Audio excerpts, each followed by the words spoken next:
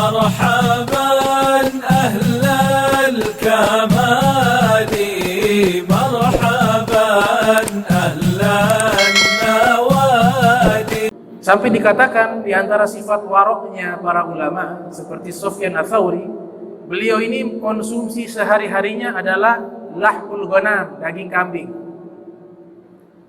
Makanan kesukaannya daging kambing. Bahkan dalam satu maqalah mengatakan sayyidut ta'am fid dunya wal akhirah al-lahm. Pemimpin makanan di dunia dan di akhirat adalah daging kambing. Sayyidut ta'am fid dunya wal akhirah al-lahm. Karena daging kambing adalah makanan kesukaannya Nabi kita Muhammad sallallahu alaihi wasallam. Jadi Sufyan Ats-Tsauri lahir 97 Hijriah, meninggal 161 Hijriah. Beliau ini konsumsinya sehari-hari daging kambing.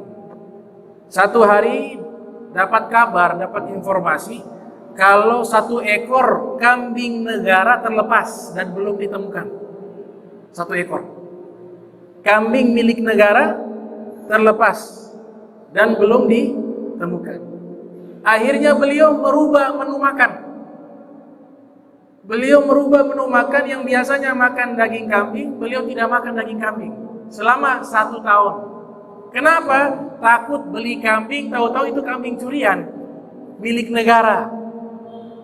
Lihat, makanya mereka menjadi orang-orang yang besar di sisi Allah Subhanahu wa taala, punya sifat warok, takut terjerumus dalam dosa dan hal-hal yang diharamkan oleh Allah Subhanahu wa taala. Dikisahkan di dalam satu kitab Al-Fawaidul Mukhtarah, ada saudari wanita seorang sufi bernama Bishr Al-Hafi. Namanya Bishr Al-Hafi. Dia punya saudari wanita ini waktu malam hari di teras rumahnya lagi menjahit menggunakan lampu, menggunakan minyak. Di tengah-tengah menjahit, minyaknya habis padam. Otomatis gelap. Dia tidak mau lanjutkan. Tiba-tiba ada orang lewat di depan rumahnya bawa obor. Otomatis cahayanya masuk ke teras rumahnya. Maka saudari wanita Bishr Al-Hafi melanjutkan jahitan menggunakan cahaya obor tersebut. Sampai selesai, orang itu pergi. Ketika orang yang membawa obor itu pergi, saudari wanita Bishr Al-Hafi menangis. Dia mengatakan, saya sudah melakukan dosa. Menangis. Saya sudah melakukan dosa. Saya harus bertanya hukumnya kepada Imam Ahmad bin Hanbal. Datang dia ke rumah Ahmad bin Hanbal. Singkat cerita bertanya kepada Imam Ahmad bin Hanbal, wahai Imam Ahmad bin Hanbal, saya mau tanya hukum. Kata Imam Ahmad bin Hanbal, silakan. Ini hukum saya menjahit pakaian saya, kemudian lampu pelita saya padam karena kehabisan minyak. Tahu-tahu di depan rumah saya ada orang bawa obor. Cahayanya masuk ke halaman rumah, ke teras rumah saya. Kemudian cahayanya saya gunakan untuk melanjutkan jahitan. Selesai saya menjahit, orangnya pergi entah kemana. Yang saya mau tanyakan, hukum cahaya tersebut yang saya gunakan halal apa haram? Karena itu bukan cahaya, bukan milik saya. Apa respon, reaksi dari Imam Ahmad bin Hanbal? Menangis. Imam Ahmad bin Hanbal menangis, mengatakan, engkau siapa? Anak siapa? Tinggal di mana? Kata Imam Ahmad bin Hanbal. Dia katakan, saya saudarinya Bishr Al-Hafi, seorang sufi terkenal namanya Bishr Al-Hafi rahimahullah. Maka Imam Ahmad bin Hanbal mengatakan, di rumah kalian keluar orang-orang yang warok, orang-orang yang takut kepada Allah Subhanahu wa taala. Baik, hukumnya adalah bagi kalian haram, tapi bagi orang awam halal. Bagi kalian haram, bagi orang awam halal. Ini sifat warok. Kemudian sifat para aulia yang kedua, para aulia ini punya sifat alladzina yunfikuna fi sarra'i wad-dharra'i wal kadhibina al-ghaidh wal 'afina 'anil nas wallahu yuhibbul muhsinin. Sifat para wali dermawan. Gak ada wali yang bakhil. Ada pepatah mengatakan, Al-Karim Habibullah walau kana aduwallah, wal bakhil aduwallah walau kana habiballah. Orang yang dermawan itu menjadi kekasihnya Allah walaupun dia musuhnya Allah. Orang yang bakhil, dia adalah musuhnya Allah walaupun dia kekasihnya Allah. Maknanya apa? Dia ahli ibadah, dia orang soleh, tapi bakhilnya bakhil yang parah, punya sifat kikir, maka dia bukan kekasihnya Allah walaupun praktek amalnya praktek amal soleh. Sebaliknya, orang yang tidak beribadah, bahkan dikatakan Samiri yang membuat patung berhala di zaman Nabi Musa mau memukul dia, mau membunuh dia. Allah wahyukan, ya Musa la taqtul Samira fa innahu sakhi. Wahai Musa, jangan kau bunuh Samiri, dia itu dermawan, kata Allah Ta'ala, padahal musuhnya Allah.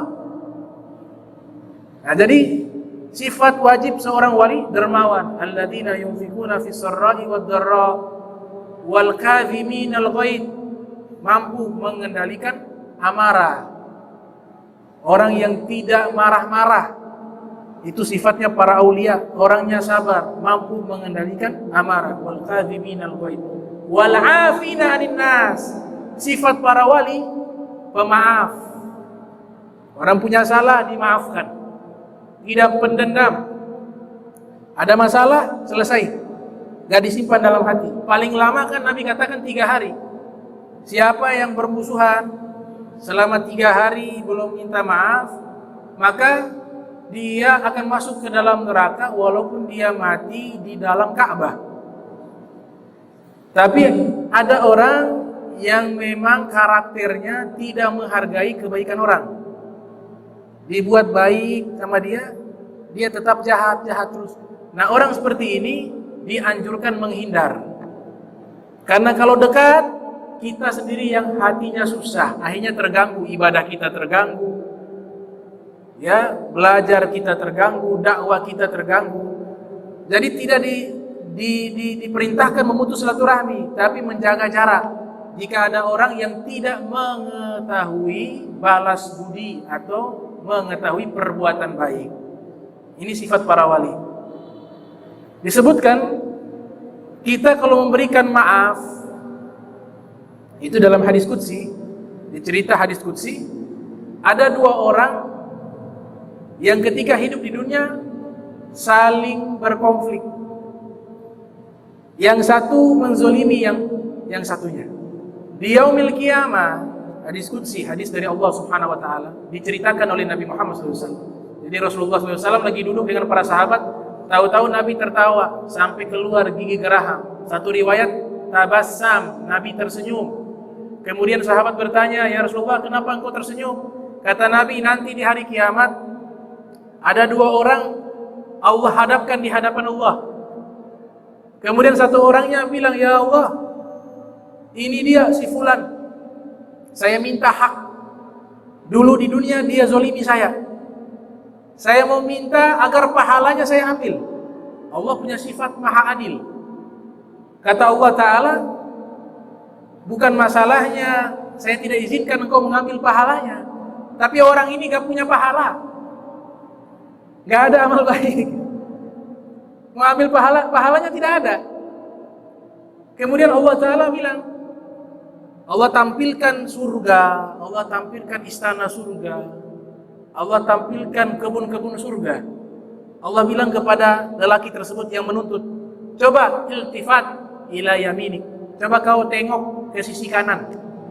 Dia lihat sisi kanan, dia lihat kebun surga, istana surga, pemandangan surga. Dia bilang, ya Allah, ini luar biasa, indah. Kata Allah Ta'ala, ini ada harganya, ada harganya. Kata orang tersebut, siapa yang mampu membeli ini ya orang? Berapa harganya? Kata Allah Ta'ala, engkau mampu membelinya. Engkau mampu membelinya.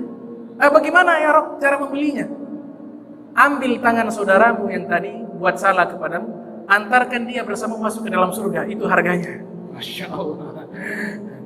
Jadi Allah Ta'ala indah sekali, ya, membuat satu cara untuk mendamaikan dua orang saudara sesama muslim yang sedang bertikai.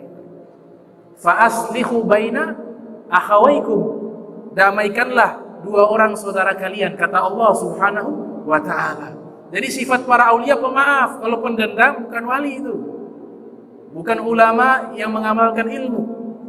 Wa'afina linnas wallahu yuhibbul muhsinin, dan Allah mencintai orang-orang yang berbuat baik.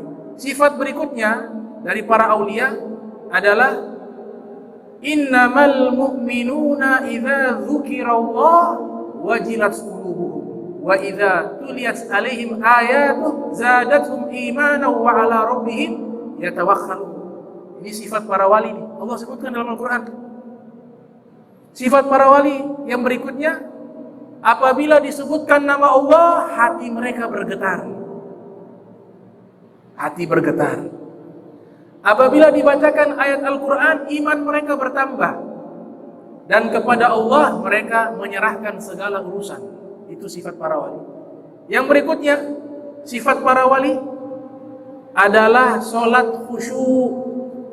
Makanya ada seorang ulama, Al-Habib Hasan bin Soleh Al-Bahar. Beliau punya kitab judulnya Sholatul Muqarrabin, sholatnya para wali. Itu membahas bagaimana khusyunya para aulia di dalam sholat mereka.